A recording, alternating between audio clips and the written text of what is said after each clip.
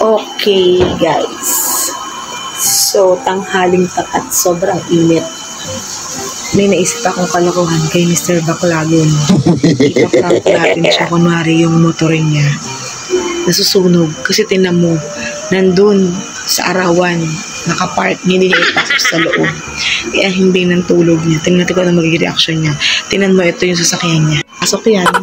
Tara, samahan niyo ako. Tara guys, samahan niyo ako. Ipaprank natin siya.